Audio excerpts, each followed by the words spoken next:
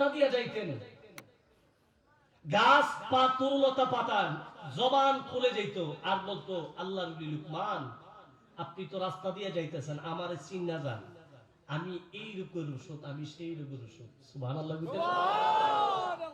যে আল্লাহর নবী রাস্তা দিয়ে গেলে গাছ তরুলতা পাতা তাকে জবান খুলে বলে দেই, হযরত লুকমান শুনেন, আমি ওই রূপের ওষুধ।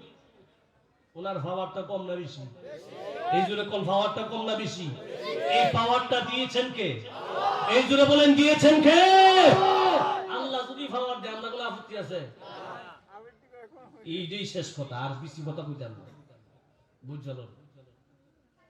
হযরত লুকমান এমন লুকমান যিনি ওনার জীবদ্দশার মধ্যে 1200 নবীর খেদমত করছে। সুবহানাল্লাহ। বুঝেন না? কয়শো 1200 নবীর খেদমত করছে। সুবহানাল্লাহ। বুঝেন না? উনি এই পৃথিবীর জমিনে জীবিত আছিল 1000 বছর। কয় হাজার বছর? জোরে বলেন, কয় হাজার বছর? 1000 বছর।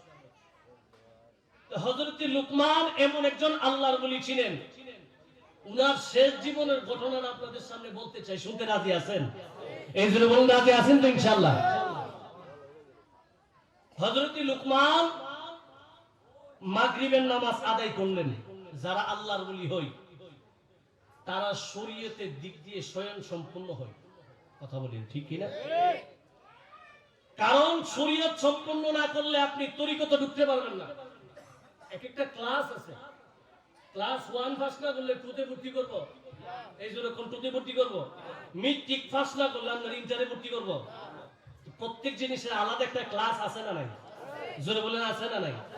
তো আল্লাহর ওলি হযরত লুকমান মাগরিবের নামাজ আদায় করলেন। মাগরিবের নামাজ আদায় করে উনি মুরাকাবার মধ্যে বসলেন। আল্লাহর ওলিরা মুরাকাবা করে কি করে না?